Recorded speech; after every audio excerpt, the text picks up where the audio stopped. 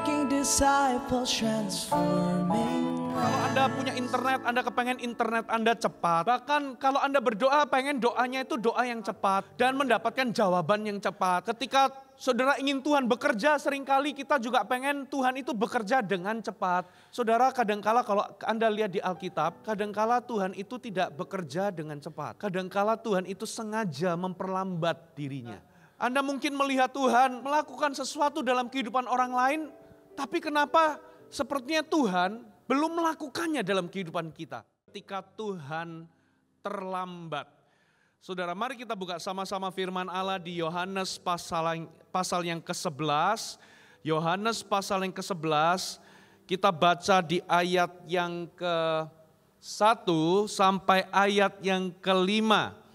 Yohanes pasal yang ke-11, kita baca di ayat yang pertama sampai ayat yang ke-5. Kita akan baca ayat ini berurutan. Saudara, kita akan banyak baca ayat, tapi dari Yohanes pasal yang ke-11. Pertama-tama, 1 sampai 5 kita baca sama-sama. Ada seorang yang sedang sakit, namanya Lazarus. Ia tinggal di Betania, kampung Maria dan adiknya Marta. Maria ialah perempuan yang pernah meminyaki kaki Tuhan dengan minyak mur dan menyekanya dengan rambutnya. Dan Lazarus yang sakit itu adalah saudaranya. Kedua perempuan itu memberi kabar kepada Yesus, Tuhan, dia yang engkau kasihi sakit. Ketika Yesus mendengar kabar itu, ia berkata, penyakit itu tidak akan membawa kematian, tetapi akan menyatakan kemuliaan Allah. Sebab oleh penyakit itu anak Allah akan dimuliakan. Perhatikan ayat yang kelima, Yesus memang mengasihi Marta dan kakaknya dan Lazarus. Saudara, Maria, Marta dan Lazarus adalah 3 bersaudara yang mereka di dalam Alkitab dijelaskan bahwa mereka adalah sahabat dan mereka adalah dekat atau ketiga saudara ini dekat dengan Tuhan Yesus. Di beberapa ayat di dalam padanan kitab Injil dijelaskan bahwa Yesus seringkali bertandang atau bertamu di rumah mereka. Ada sebuah kesempatan di mana ketika mereka membuka rumah mereka untuk mengundang Yesus makan malam di rumah mereka. Saudara, di sana diceritakan, di kitab tersebut diceritakan saudara bahwa Marta itu sibuk mempersiapkan segala sesuatunya, ia ingin memberikan yang terbaik, karena mereka ingin menjamu Tuhan Yesus makan di rumah mereka. Lalu diceritakan bahwa Maria itu duduk di kaki Yesus mendengarkan Yesus berbicara. Jadi dari sini bisa dijelaskan bahwa mereka itu membuka rumah mereka. Yesus sering kali datang di rumah mereka, ya, dan bahkan mereka pernah menjamu Yesus untuk makan malam bersama-sama. Itu menunjukkan bahwa hubungan mereka bersahabat dengan Yesus dan mereka dekat dengan Yesus. Ya, mereka begitu mengasihi Yesus. Yesus dekat dengan mereka. Bahkan dikatakan di salah satu kitab Injil, perikop Injil dikatakan bahwa sampai Maria itu pernah memecahkan parfum, ya, minyak yang mahal dipecahkan yang dia persiapkan untuk pernikahannya nanti. Lalu mengurapi Yesus dan menyekanya dengan rambutnya. Dari sini bisa dijelaskan bahwa mereka, keluarga ini, 3 orang bersaudara ini sangat mengasihi Yesus. Mereka dekat dengan Yesus. Lalu dikatakan bahwa Lazarus, adik Maria dan Marta, itu sakit. Lalu mereka memberi kabar Yesus yang engkau kasihi itu sakit. Jadi dari sini, ada sebuah fakta, saudara, yang perlu Anda deal. Bahwa ternyata orang yang bersungguh-sungguh dengan Tuhan, orang yang mengasihi Tuhan, dan orang yang melayani Tuhan, tidak luput dari yang namanya masalah. Seringkali kita punya anggapan kalau kita sungguh-sungguh dengan Tuhan, kalau kita mengasihi Tuhan, maka hidup kita bebas dari masalah. Saudara, lalu kita berkata, loh Tuhan, kenapa kok aku kena masalah ini? Kenapa kok aku tertimpa masalah ini? Bukankah aku sungguh-sungguh melayanimu? Bukankah aku ini mengasihi engkau? Kenapa aku mengasihi engkau, aku melayani engkau? tapi aku kena masalah.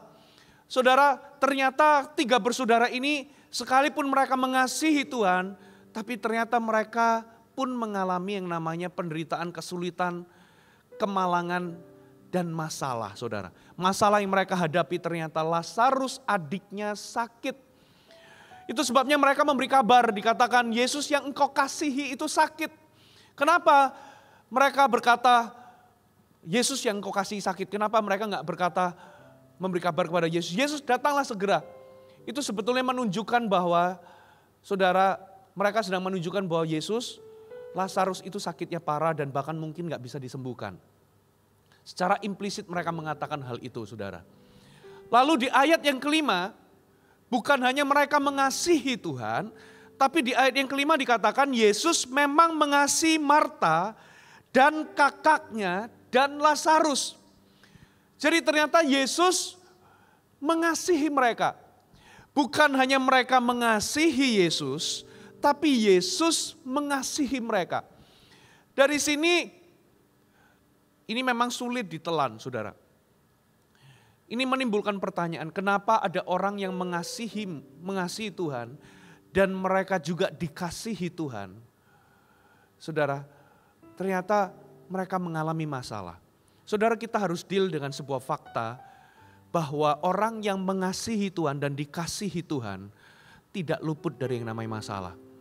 Saudara, kita mungkin bisa melihat ada orang-orang Kristen yang sungguh-sungguh dengan Tuhan, mengasihi Tuhan. Ternyata hidup mereka pun tidak mulus. Kita menyangka kalau kita melayani Tuhan, kalau kita mengasihi Tuhan, dan apalagi kita tahu bahwa kita dikasihi Tuhan, maka hidup kita pasti lancar-lancar saja, lurus-lurus saja, ya, dan tidak ada masalah. Saudara, kita melihat bahwa ternyata orang yang mengasihi Tuhan dan dikasihi Tuhan juga bisa mengalami yang namanya penderitaan, kesulitan, persoalan, dan masalah, saudara. Kita harus deal dengan ini. Tapi yang luar biasa kalau Anda baca di ayat yang ke-6, coba kita baca di ayat yang ke-6. Dikatakan seperti ini, namun setelah didengarnya bahwa Lazarus sakit, ia sengaja tinggal 2 hari lagi di tempat di mana ia berada. Jadi cerita ini bukan hanya berhenti di titik di mana orang yang mengasihi dan dikasihi Tuhan itu bisa mengalami masalah. Tapi ternyata cerita ini berlanjut. Ternyata walaupun setelah mereka memberi kabar kepada Yesus, ternyata pertolongan yang mereka harapkan tidak kunjung tiba. Ternyata ketiga saudara ini bukan hanya mengalami masalah, tapi waktu mereka berdoa kepada Tuhan atau mereka berharap kepada Tuhan untuk datang segera menolong, ternyata Yesus memutuskan sengaja untuk datang tidak tepat waktu. Yesus sengaja datang terlambat. Saudara, ini seperti sudah jatuh ketimpa tangga. Mereka ini sudah mengalami masalah.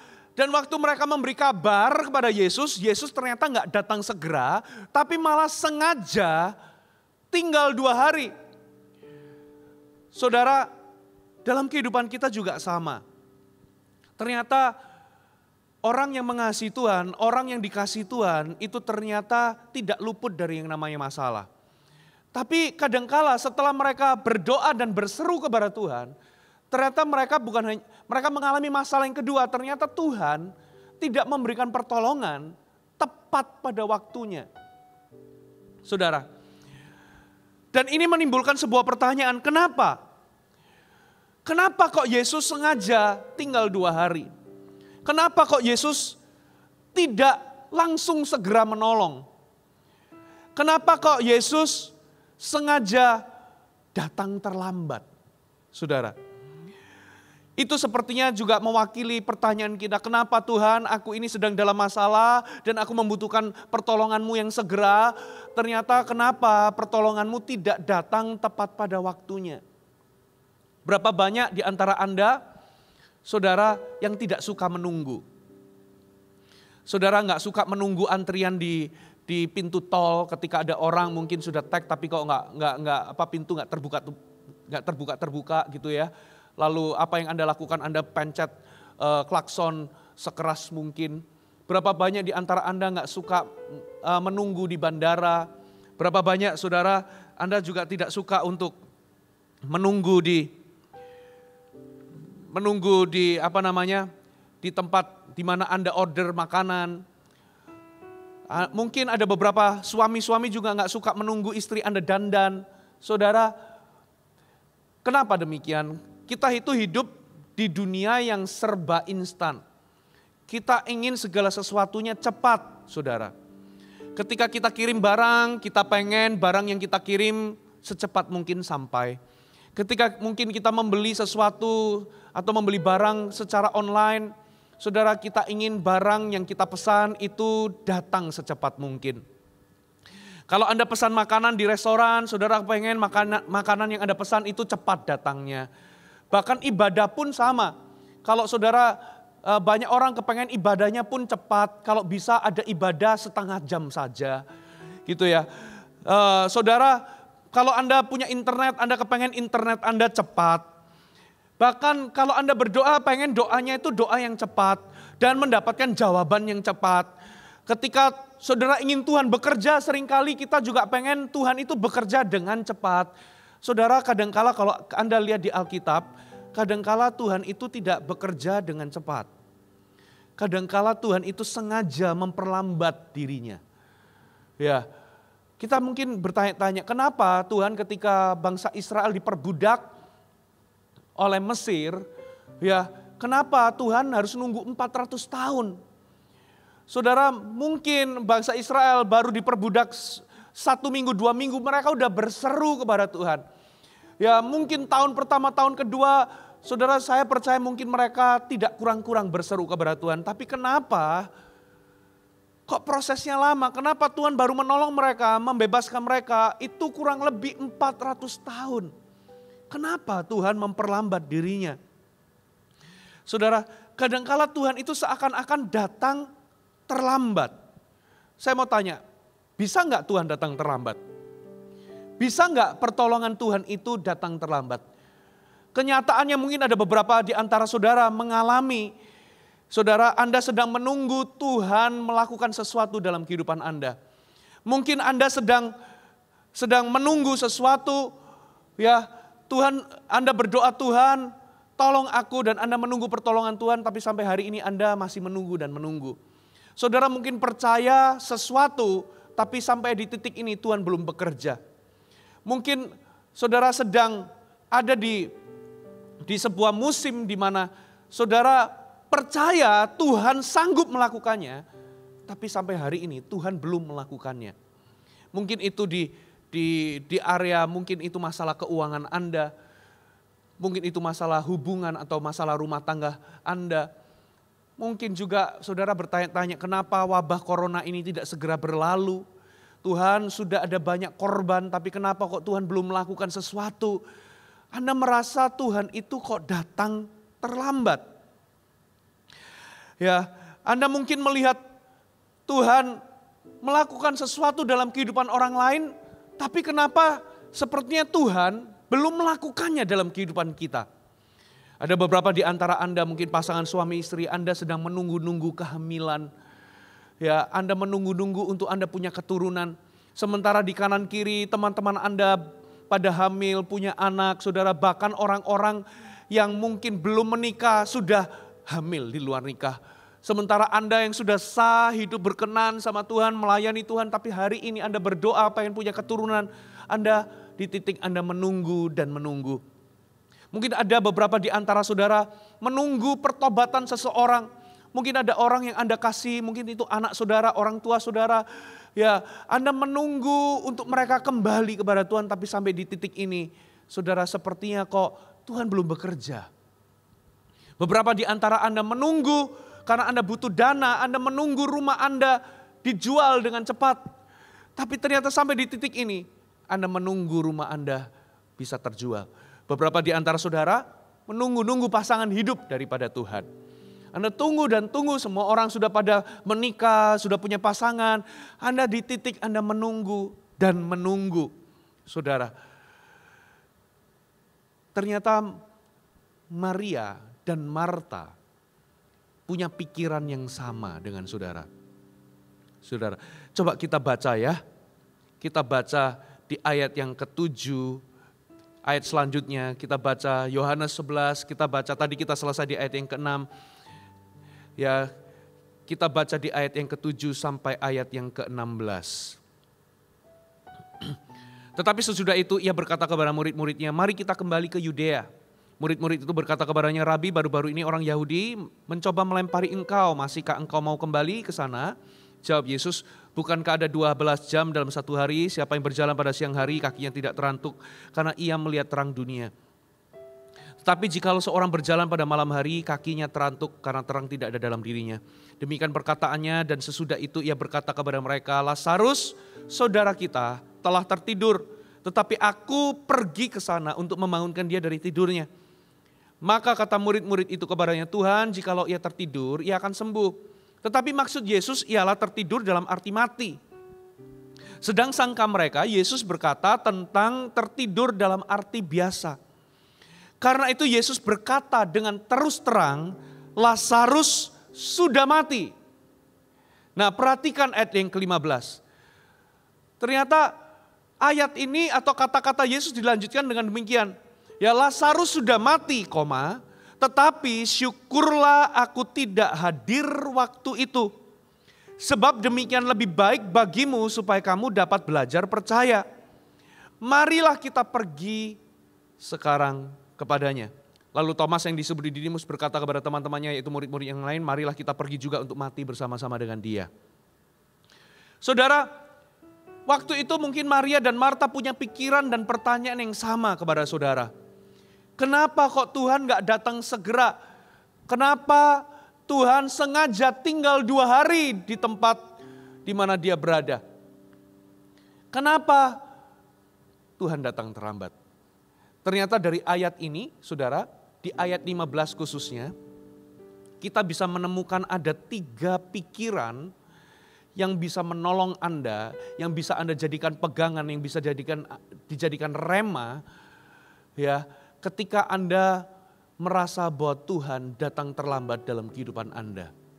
Saudara, mari kita baca sekali lagi ayat yang ke-15. Saudara, perhatikan di sini ada 3 poin. 3 poin ini Anda bisa jadikan 3 pikiran yang bisa menolong Anda ketika Tuhan sepertinya datang terlambat dalam kehidupan Anda.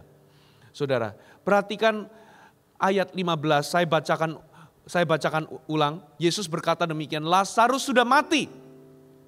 Tetapi syukurlah aku tidak hadir waktu itu.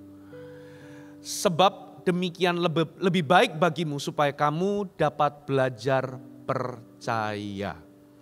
Saudara, poin yang pertama, ya, pikiran yang perlu Anda pegang ketika Tuhan sepertinya datang terlambat dalam kehidupan Anda. Poin yang pertama, perhatikan kata-kata syukurlah aku tidak hadir waktu itu. Katakan syukurlah aku tidak hadir waktu itu. Maksudnya apa saudara? Maksudnya apa? Saudara, Lazarus sudah mati. Yesus sendiri yang ngomong Lazarus bukan hanya tertidur dalam arti biasa. Tapi Lazarus sudah mati. Tapi syukurlah aku tidak hadir waktu itu. Loh kok aneh ya? Yesus sudah datang terlambat. Ya, nggak datang segera, Lazarus sudah mati. Kok malah Yesus ngomong syukurlah aku tidak hadir waktu itu. Sepertinya seolah-olah syukurlah aku datang terlambat. Aku nggak hadir di waktu itu. Saudara, kata kuncinya di kata syukurlah. Ya, berarti ini semua masih ada dalam rencananya Tuhan. Yesus sengaja tinggal 2 hari, Yesus sengaja datang terlambat, Yesus sengaja menunda kedatangannya. Dan waktu Yesus tahu bahwa Lazarus itu mati, sudah mati, Yesus berkata syukurlah aku tidak hadir waktu itu. Berarti saudara, Tuhan masih pegang kendali dan Tuhan belum lepas tangan. Ketika Anda merasa bahwa Tuhan datang terlambat dalam kehidupan Anda, ketika Anda dalam musim-musim menunggu Tuhan bekerja dalam kehidupan Anda, dan ketika Anda merasa bahwa Tuhan sepertinya berlambat-lambat dan datang terlambat, pegang poin nomor 1 ini. Percayalah bahwa Tuhan masih pegang kendali dan Tuhan belum lepas tangan. Saudara, syukurlah aku tidak hadir pada waktu itu. Berarti Tuhan masih pegang kendali. Tuhan tidak lepas tangan. Saudara, saya mau katakan seperti ini. Waktu-waktu menunggu yang Anda alami bersama dengan Tuhan tidak akan pernah menjadi waktu-waktu yang terbuang sia-sia. Momen-momen Anda menunggu janji Tuhan digenapi. Momen-momen Anda menunggu jawaban doa saudara. Momen-momen Anda menunggu pertolongan Tuhan tidak pernah menjadi waktu yang terbuang sia-sia. Kenapa? Karena Tuhan masih pegang kendali. Karena Tuhan tidak lepas tangan dalam kehidupan Anda. Saudara, jadi jangan putus harapan. Saudara, penundaan daripada Tuhan bukan karena Tuhan menolak saudara. Penundaan tidak berarti Tuhan menolak saudara. Seringkali dalam hidup ini memang ada divine delays. Tuhan sengaja menunda. Ya, ada divine delays, saudara. Tapi yang pasti ketika Tuhan menunda sesuatu dalam kehidupan Anda, bukan berarti Tuhan menolak Anda, tapi Dia masih pegang kendali dan Dia belum lepas tangan. Katakan amin. Hanya karena Tuhan belum melakukannya dalam kehidupan saudara, bukan berarti Tuhan tidak akan melakukannya dalam kehidupan saudara. Hanya karena Tuhan sepertinya diam, bukan berarti Tuhan tidak mendengar doa Anda. Hanya karena Anda tidak merasa kehadirannya, bukan berarti Dia tidak bersama Anda, saudara. Anda perlu pegang, Tuhan masih pegang kendali dan Tuhan tidak lepas tangan dalam kehidupan saudara. Katakan amin, saudara. Jadi ketika Anda merasa bahwa doa Anda belum dijawab, ketika Anda merasa pertolongan Tuhan tidak datang secepat yang Anda kira, saudara, jangan buru-buru Anda curiga sama Tuhan. Tuhan gak peduli sama hidupku. Tuhan gak peduli sama persoalanku. Tuhan sudah lepas tangan dalam kehidupanku. Tuhan gak dengar doaku. No. Saudara, Tuhan masih pegang kendali. Tuhan tidak lepas tangan dalam kehidupan Anda. Hanya karena Anda belum melihatnya Dia bekerja, bukan berarti Dia tidak bekerja dalam kehidupan Anda. Hanya karena Anda merasa bahwa Tuhan itu diam, bukan berarti saudara Tuhan tidak mendengar doa Anda. Hanya karena Dia menundanya, bukan berarti Dia menolak saudara. Ada amin saudara? Poin yang kedua, perhatikan kata-kata ini saudara. Sebab demikian lebih baik bagimu. Saudara, Yesus ngomong begini, Lazarus sudah mati, tetapi syukur aku tidak hadir waktu itu sebab demikian lebih baik bagimu. Apa maksudnya? Apanya yang lebih baik bagimu? Apanya yang lebih baik bagi Lazarus? Lazarus sudah mati. Apanya yang lebih baik bagi Maria dan Marta? Orang Yesus datang terlambat. Apanya yang lebih baik? Coba kita baca di ayat selanjutnya saudara. Coba perhatikan ayat yang ke-17 sampai 27. Anda masih bersama dengan saya, amin. Coba perhatikan apanya yang lebih baik. Coba kita lihat Yohanes 11 ayat 17. Maka ketika Yesus tiba, perhatikan. Didapatinya Lazarus telah 4 hari berbaring di dalam kubur. Apa maksudnya 4 hari berbaring di dalam kubur? Saudara, orang Yahudi itu punya tradisi kepercayaan bahwa kalau seseorang mati, rohnya itu masih tinggal di sekitar tubuh atau jasadnya selama 3 hari. Nah, memasuki hari keempat, tubuh itu mengalami pembusukan, wajahnya berubah, tubuhnya berubah, sehingga mereka percaya roh itu ketika melihat, ketika tubuhnya berubah, wajahnya berubah, baru roh itu meninggalkan tubuh tersebut. Sehingga di hari keempat sangat mustahil atau tidak lagi ada harapan atau tidak lagi mungkin untuk seseorang bisa hidup kembali. Nah, itu tradisi kepercayaan orang Yahudi. Nah, jadi waktu Yesus tiba ternyata Lazarus sudah mati 4 hari. Gitu ya. Jadi bagi Maria dan Marta, it's too late. Ini sudah berakhir. Ini game over, gak ada harapan lagi. Gak mungkin bisa hidup. Coba kita baca ayat yang ke-18. Betania terletak di Yerusalem kira-kira 2 mil jauhnya. Di situ banyak orang Yahudi telah datang kepada Marta dan Maria untuk menghibur mereka berhubung dengan kematian saudaranya. Ketika Marta mendengar bahwa Yesus datang, ia pergi mendapatkannya. Tetapi Maria tinggal di rumah. Maka kata Marta kepada Yesus, Tuhan, sekiranya engkau ada di sini, saudaraku pasti tidak mati. Maksudnya apa? Tuhan, it's too late.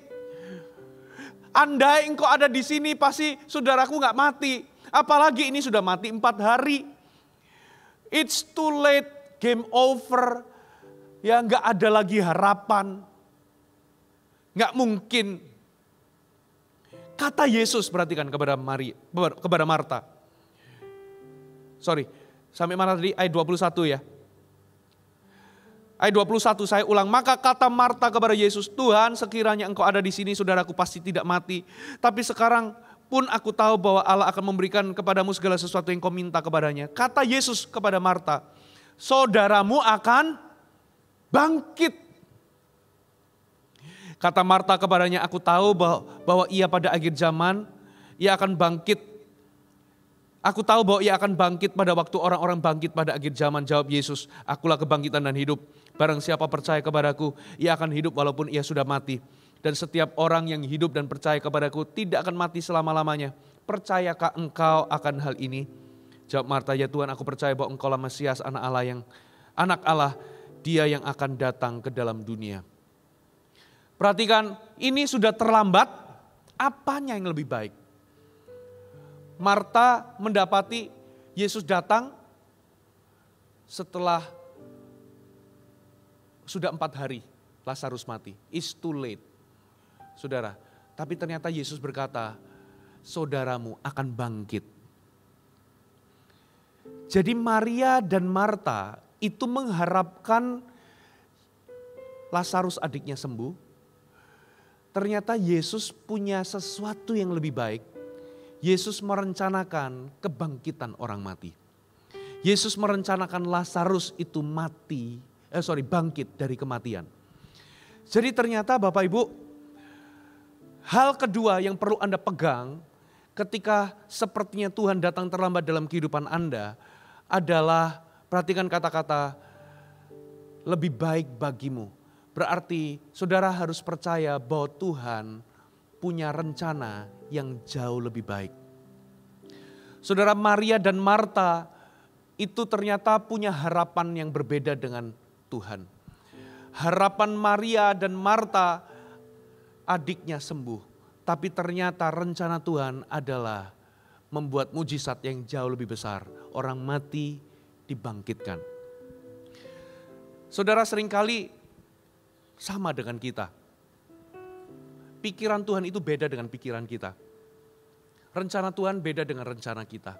Harapan Tuhan beda dengan harapan kita. Maria dan Marta berharap adiknya sembuh, sementara Tuhan punya rencana adiknya akan dibangkitkan. Mungkin beberapa di antara Anda berdoa sesuatu dan berharap sesuatu. Percayalah, sebaik apapun yang Anda doakan dan apa yang Anda harapkan, Tuhan itu punya sesuatu yang lebih baik. Kalau hari itu Tuhan menjawab harapan dari Maria dan Marta, maka dia tidak punya kesempatan untuk melebihi harapan mereka.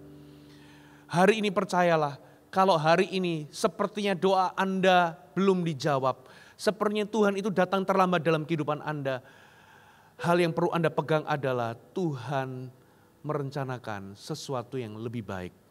Katakan amin. Sebaik apapun yang Anda doakan dan Anda harapkan, kalau Anda merasa bahwa hari ini Tuhan belum menjawab doa Anda, berarti Tuhan sedang punya rencana yang jauh lebih baik. Jadi seberapa besar Anda menginginkan apa yang Anda harapkan dan doakan itu terjadi. Dan walaupun Anda percaya bahwa apa yang Anda harapkan dan doakan itulah yang terbaik, kalau Tuhan belum menjawabnya dalam kehidupan Anda, itu berarti bahwa Tuhan punya sesuatu yang jauh lebih baik dalam kehidupan Anda. Katakan amin, saudara. Mungkin beberapa di antara Anda hari ini berkata, Tuhan, saudara, kenapa aku kok ditinggal sama pasanganku, pacarku maksudnya. Anda menjadi patah hati. Ya, kenapa dia mencampakkanku Tuhan? Saudara percayalah bahwa mungkin 3 tahun ke depan ketika Anda noleh ke belakang, Anda akan bersyukur kepada Tuhan. Tuhan Yesus, terima kasih, aku gak jadi sama orang ini. Karena apa saudara? Karena Tuhan sediakan yang terbaik. Karena Anda menikah dengan orang yang jauh lebih baik.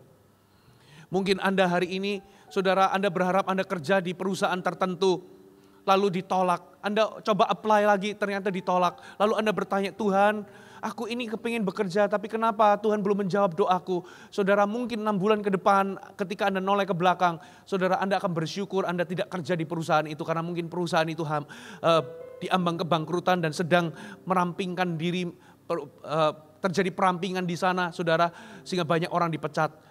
Dan 6 bulan kemudian Anda akan bersyukur dan berkata, Tuhan terima kasih Tuhan, karena hari ini aku bekerja dalam perusahaan yang sehat dan hari ini aku dapat promosi.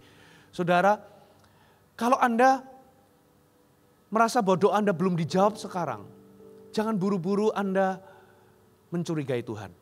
Karena Tuhan punya rencana yang jauh lebih baik bagi Anda. Halo, amin. Ketika Maria dan Marta mengharapkan kesembuhan, tapi Tuhan datang terlambat, Lazarus mati. Ternyata Tuhan punya rencana yang lebih besar, lebih baik daripada cuman kesembuhan orang sakit. Ternyata Tuhan membangkitkan orang mati. Lazarus bangkit, saudara. Bahkan misalnya, kalau Anda mengharapkan atau saudara Anda melewati sebuah situasi di mana orang yang Anda kasih sakit, Anda mengharapkan kesembuhan tapi bukan kesembuhan yang terjadi. Katakanlah orang yang Anda kasih itu justru meninggal dunia. Saudara, percayalah bahwa di balik semuanya itu Tuhan punya rencana yang lebih baik. Saya punya pengalaman tentang hal ini, saudara. Saudara, mama saya tahun 2016 ternyata dalam kondisi yang sehat, keluarga kami terpukul karena mama saya ternyata didiagnosa mengalami kanker paru-paru. Dan tidak tanggung-tanggung ketika kami tahu kanker itu sudah stadium 4. Kami semua terpukul, saudara. Ternyata beberapa bulan kami menjalani proses pengobatan dan sebagainya. Kami semua berdoa, kami berpuasa, kami berseru kepada Tuhan. Bahkan saya praktekkan doa kesembuhan itu bagaimana. Saudara, kami berdoa minta tolong untuk Tuhan menyembuhkan mama saya. Dan yang luar biasa saudara, beberapa bulan setelah mengalami proses itu, mama saya dinyatakan bersih dan itu mujizat bagi kami sekeluarga. Mama saya survive hampir 2 tahun. Bersih. Di usia yang ke-78 tahun saudara. Di usia yang sudah setua itu, Tuhan buat mujizat bagi keluarga kami. Tuhan mendengar doa kami, Tuhan menjawab doa kami.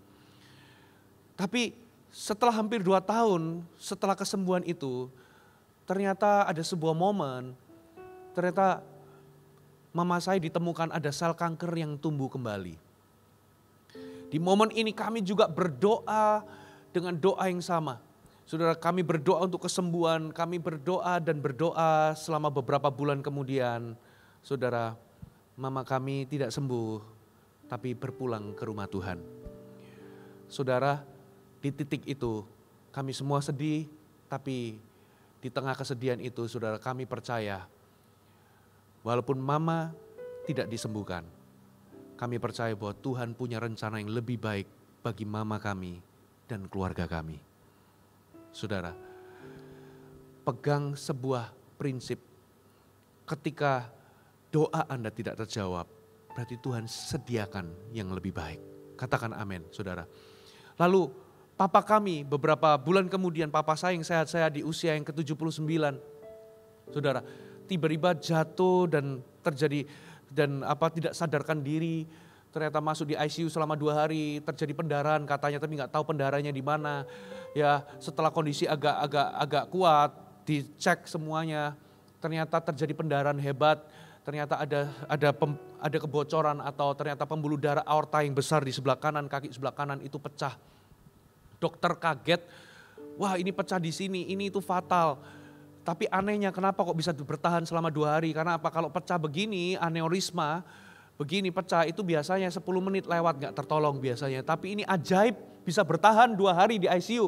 Dan ini harus segera dioperasi. Dan dokter pun mengatakan kami keluarga harus tanda tangan karena biasanya untuk kasus yang seperti ini di usia yang senja seperti ini. Biasanya kemungkinan survive-nya kecil, ya ada potensi untuk bisa meninggal dunia di meja operasi. Apalagi ini masalah pembuluh darah besar yang pecah. Kami semua berdoa berseru kepada Tuhan, ternyata operasi berjalan dengan baik. Ya, 1 bulan kemudian papa saya survive dan bisa jalan kembali dan bisa jalan secara normal. Tuhan menjawab doa kami. Saudara, ini mujizat karena dokter ngomong ini sebetulnya nggak mungkin ketolong sebetulnya. Tapi aneh, waktu itu pecah, biasanya 10 menit udah lewat. Tapi seperti ada yang menyumbat, sehingga pendarahan tidak hebat. Ini mujizat bagi kami. Papa saya sehat kembali, ya lebih kurang 1 tahun kemudian, ketika papa saya dalam kondisi sehat, tiba-tiba kembali tidak sadarkan diri karena ada pembuluh darah di otak pecah. Dan kami juga berdoa dengan doa yang sama. Kalau Tuhan menolong di masa lalu, saya percaya hari ini juga Tuhan menolong. Kita berdoa 2 minggu kemudian. Ternyata papa kami tidak sembuh, tapi berpulang ke rumah Tuhan di usia ke-80. Di titik itu, saudara, kami sekeluarga besar tidak kecewa dengan Tuhan. Tapi kami pegang sebuah prinsip. Kalau Tuhan tidak menjawab doa kami, saudara, kami percaya Tuhan punya rencana yang jauh lebih baik bagi papa kami dan keluarga besar kami. Saudara, kalau sepertinya Tuhan itu datang terlambat dalam kehidupan Anda, doa Anda belum dijawab. Saudara, Anda pegang satu hal ini, berarti Tuhan sediakan yang jauh lebih baik. Maria dan Marta mengharapkan adiknya sembuh. Ternyata Tuhan punya sesuatu yang lebih baik. Tuhan sedang merencanakan adiknya bangkit dari kematian. Ada amin saudara? Jangan buru-buru curiga sama Tuhan. Ya, Tuhan kita adalah Tuhan yang baik. Jika Tuhan memberikan semua apa yang Anda harapkan, bisa jadi Tuhan tidak punya kesempatan untuk melebihi semua harapan Anda. Yang ketiga, poin yang terakhir saudara, yang ketiga. Perhatikan kata-kata di ayat yang ke-15, supaya kamu dapat belajar percaya. Perhatikan kata-kata dapat belajar percaya. Saudara, ingat penundaan, kalau Tuhan sengaja menunda, kalau Tuhan sengaja datang terlambat, sepertinya Tuhan datang terlambat dalam kehidupan Anda, itu bukan berarti Tuhan menolak Anda. Saudara, karena apa? Dengan kata lain Tuhan itu mendengar doa Anda, ya, tetapi Dia tidak melakukannya sekarang karena Tuhan punya tujuan yang lain. Seringkali Tuhan itu ingin melakukan atau ingin mengerjakan sesuatu di dalam diri Anda sebelum Dia melakukan sesuatu bagi Anda. Saudara, kita orang tua juga seringkali melakukannya dalam kehidupan sehari-hari terhadap anak kita, saudara. Ya, saya pernah beberapa tahun yang lalu, mungkin sekitar 3 atau 4 tahun yang lalu, anak saya waktu itu usianya kalau nggak salah 9 tahun, 8 atau 9 tahun. Ya, anak saya yang tertua, tiba-tiba anak saya yang tertua itu kepengen punya handphone, saudara. Ya, saya ngomong begini, kita orang tua ngomong begini, Papa satu kali akan belikan kamu handphone tapi nggak sekarang, tunggu kamu umur 12 atau 13 tahun. Saudara, kenapa kok saya tidak membelikan dia handphone sekarang? Karena di usia itu 8 atau 9 tahun. Ya, saudara, dia belum siap. Dan saya mau dia belajar dulu apa arti uang, apa arti pengorbanan. Supaya nggak sembarang-sembarang dia dapatkan, apalagi di usia yang semuda itu. Saya ingin dia belajar apa artinya nilai uang. Dan saya ingin dia belajar menunggu. Jadi saya akan memberikan handphone tersebut, tapi saya mau dia belajar terlebih dahulu sebelum saya membelikan dia handphone. Kadangkala Tuhan juga sama. Seringkali Tuhan ingin mengerjakan sesuatu di dalam diri kita sebelum dia melakukan sesuatu bagi Anda. Saudara, coba Anda cek. Saudara, ketika Anda dalam musim-musim menunggu, saya percaya Tuhan sedang mengerjakan sesuatu dalam kehidupan Anda. Saya pernah dalam situasi yang sama. Saya pernah dalam musim-musim di mana saya berseru kepada Tuhan, tapi sepertinya kok tidak ada tanda-tanda Tuhan mengerjakan sesuatu. Di musim-musim menunggu itu, ternyata Tuhan mengerjakan kesabaran dalam diri saya. Yang mana kesabaran itu bukanlah sifat yang natural dalam diri saya. Saya itu bawaannya gak sabaran. Saudara, dan di momen-momen seperti itu saya bertanya, Tuhan saya berseru tapi sepertinya kok gak ada tanda-tanda Tuhan bekerja. Saya gak ngerti. Tapi ternyata di momen itu Tuhan mengajari saya untuk saya tetap belajar percaya walaupun tidak mengerti. Ternyata Tuhan mengajari saya apa artinya bergantung kepada Tuhan. Apa artinya percaya walaupun belum melihat. Apa artinya percaya walaupun tidak mengerti. Saudara, dalam hal ini Maria dan Marta, Tuhan ngajarin sesuatu. Coba kita baca ulang di ayat 25 dan 27. Jawab Yesus, akulah kebangkitan dan hidup, barang siapa percaya kepadaku ia akan hidup walaupun ia sudah mati. Ayat 26. Dan setiap orang yang hidup dan yang percaya kepadaku tidak akan mati selama-lamanya. Percayakah engkau akan hal ini? Jawab Marta, ya Tuhan, aku percaya bahwa engkaulah Mesias anak Allah, dia yang akan datang ke dalam dunia. Jadi ternyata Yesus ingin mengajar Marta dan Maria apa artinya percaya. Lazarus kondisinya mati sudah 4 hari. Lalu Yesus ngomong, akulah kebangkitan dan hidup. Barang siapa percaya kepadaku ia akan tetap hidup walaupun sudah mati. Gitu ya. Lalu dikatakan setiap orang yang hidup dan percaya kepadaku tidak akan mati selama-lamanya. Percayakah engkau akan hal ini?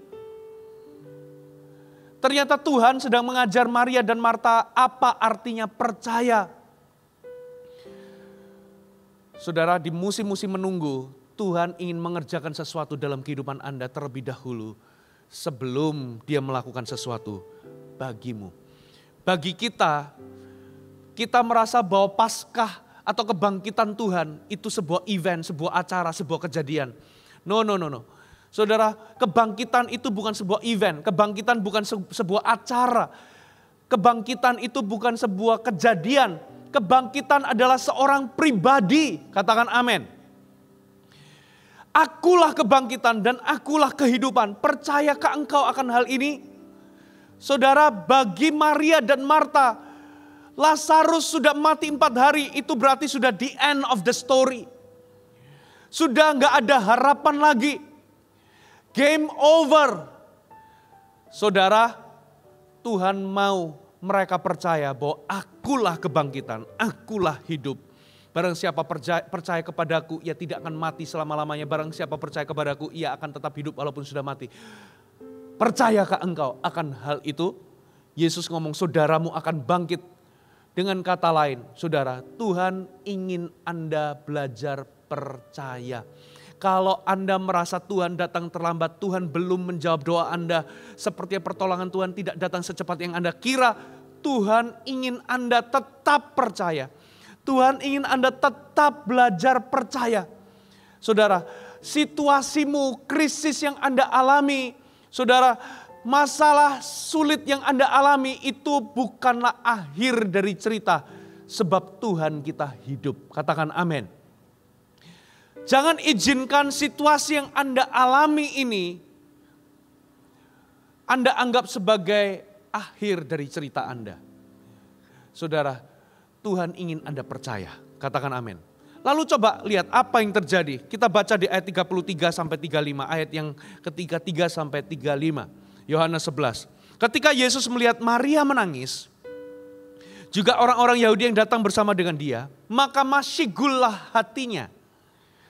Ia sangat terharu dan berkata, di manakah dia kamu baringkan? Jawab mereka, Tuhan marilah lihatlah. Maka menangislah Yesus. Dan kita tahu cerita selanjutnya adalah Yesus membangkitkan Lazarus. Dikatakan Yesus masih gula hatinya dan Yesus menangis. Saudara, kata masih gula hatinya dalam terjemahan bahasa Inggris yang lama, beberapa terjemahan ternyata menerjemahkan dengan kata-kata seperti ini. Jesus outraged by anger. Jadi kata masyigul itu bukan hanya terharu, tapi ternyata Yesus bangkit dalam kegeraman atau kemarahan. Lalu Yesus menangis. Jadi ada dua perasaan ada dua emosi yang Tuhan tunjukkan di sini. Yesus ikut bersedih, ikut sedih karena melihat orang-orang yang dia kasih, Maria dan Marta kehilangan orang yang dia kasih. Yesus ikut sedih, ikut menangis. Tapi kata masyigul itu diterjemahkan sebagai Jesus outraged by anger. Maksudnya Yesus itu bangkit dalam kemarahan. Ternyata Yesus bukan marah kepada Maria Marta, tapi Yesus marah sama yang namanya kematian. Yesus marah sama yang namanya kematian akibat dari dosa. Itulah sebabnya di ujung dari cerita, Yesus bukan hanya membangkitkan Lazarus, tapi Yesus mati, menderita, tergantung di atas kayu salib. Lalu mati. Tapi di dalam kematiannya, dia mengalahkan maut atau mengalahkan kematian. Lalu dia bangkit pada hari yang ketiga. Dia hidup. Apa maksudnya, saudara? Maksudnya seperti ini. Kematian yang menjadi persoalan utama, masalah utama dari manusia itu bukan masalah ekonomi. Masalah utama dari manusia itu bukan masalah wabah. Masalah utama dari manusia itu adalah maut yang disebabkan oleh karena dosa. Kematian selama-lamanya, kematian jasmani dan kematian rohani selama-lamanya karena dosa. Maut itulah musuh utama, masalah utama dari manusia. Dan Yesus menderita mati, pada hari ketiga dia bangkit. Dengan kata lain Yesus yang memproklamasikan bahwa kematian bukanlah akhir. Krisismu bukanlah akhir. Kalau hari ini Anda terancam di PHK, kalau hari ini Anda terancam karena situasi akhir-akhir ini, ada wabah corona, Anda kena krisis ekonomi, mungkin Anda pengusaha, mungkin Anda profesional, saudara mungkin masalah ekonomi menjerat Anda, cash flow Anda mati, Anda mungkin ya tadi di PHK, mungkin Anda lewati masa-masa yang sukar. Dengar baik-baik, pesan Paskah 2020 ini adalah kematian bukan akhir. Dengan kata lain, krisismu bukanlah akhir. Masa sukarmu bukanlah akhir dari cerita. Tuhan belum selesai dengan hidup Anda. Saudara, dia hidup. Dia sudah kalahkan maut. Dia hidup, dengan kata lain. Di tengah krisis Anda, saudara, Tuhan belum selesai dengan hidup Anda. Tuhan belum selesai dengan kehidupan Anda. Masih ada hari esok. Dia hidup, masih ada harapan. Tuhan masih sediakan perkara-perkara bagi hidup Anda. Tuhan masih sediakan mujizat bagimu. Ada pertolongan bagimu. Ada pemeliharaan bagimu. Ada provision bagimu. Ada solusi bagimu. Jangan izinkan masalah yang Anda hadapi hari ini sebagai final. Sebagai kata-kata akhir. Atau the end of the story. No, dia hidup. Itu sebabnya ada hari esok. Pasca hari ini Tuhan ingin Anda belajar percaya. Hai, terima kasih sudah bergabung bersama kami, Gereja Mount Sharon, Jabodetabek. Sebagai gereja Tuhan, adalah kerinduan bagi kami untuk melihat Anda terus bertumbuh di dalam pengenalan akan Tuhan dan mengalami perubahan hidup. Maka dari itu, bergabunglah bersama komunitas kecil kami, Connect Group. Dapatkan informasi lebih lanjut pada kolom deskripsi kami. Last but not least, don't forget to subscribe dan bagikan video ini kepada orang yang Anda kasihi. Thank you for joining us and see you next time.